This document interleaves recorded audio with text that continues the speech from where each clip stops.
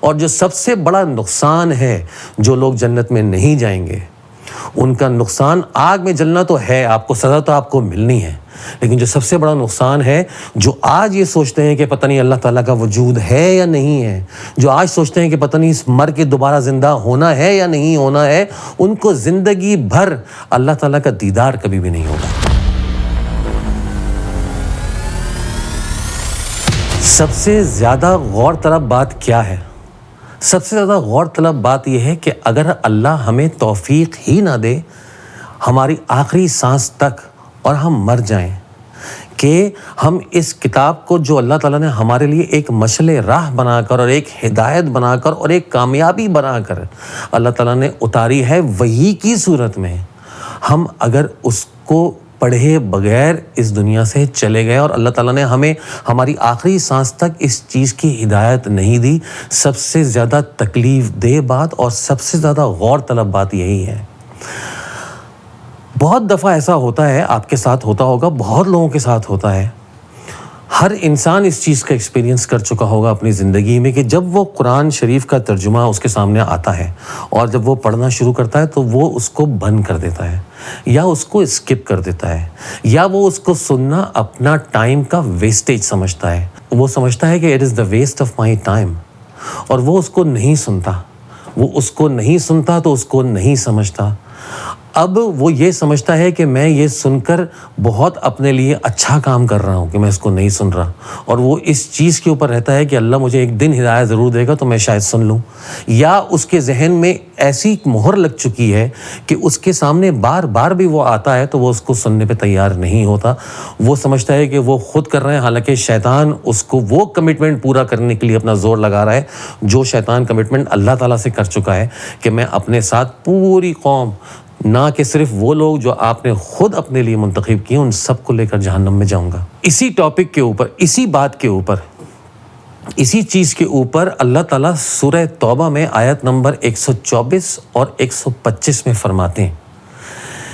کہ جب کوئی آیت نازل ہوتی ہے، یا آیت نازل ہونے کا مطلب کیا ہے، اگر ہم ایک قرآن کی کوئی سورت پڑھ رہے ہیں یا سن رہے ہیں تو وہ ہمارے سامنے وحی کی صورت میں آ رہی ہے، وہ کسی انسان کی لکھی ہوئی نہیں ہے۔ یہ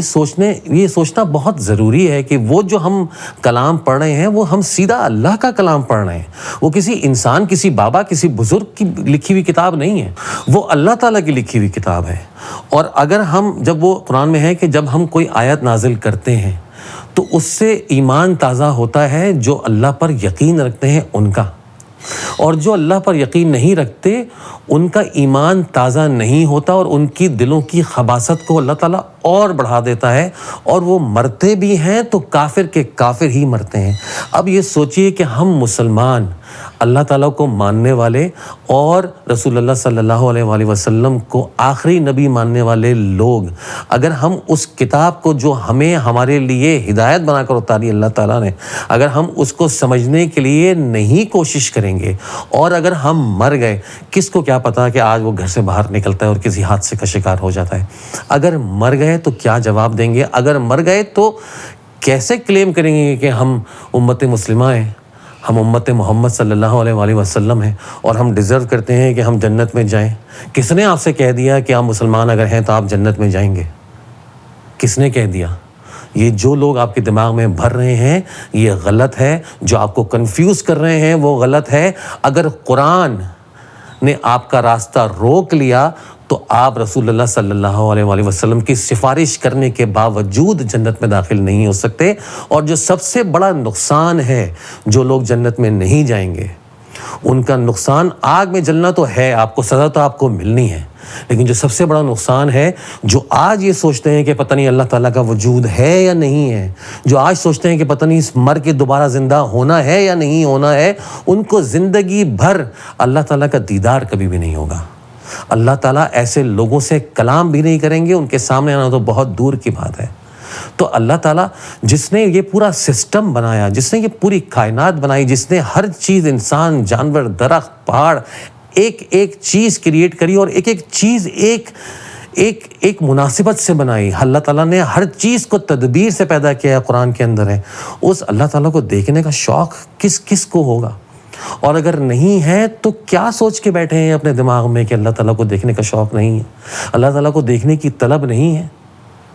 آپ اپنے اعمال سے یہ نہیں چاہتے کہ اللہ تعالیٰ آپ کو اپنے سے قریب کریں؟ آپ یہ نہیں چاہتے کہ قیامت کے دن اللہ تعالیٰ کے عرش کے سائے کے نیچے ہوں؟ آپ نہیں چاہتے کہ آپ کے اوپر عذاب نہیں ہو؟ آپ نہیں چاہتے؟ غور کرنے کی بات ہے، بہت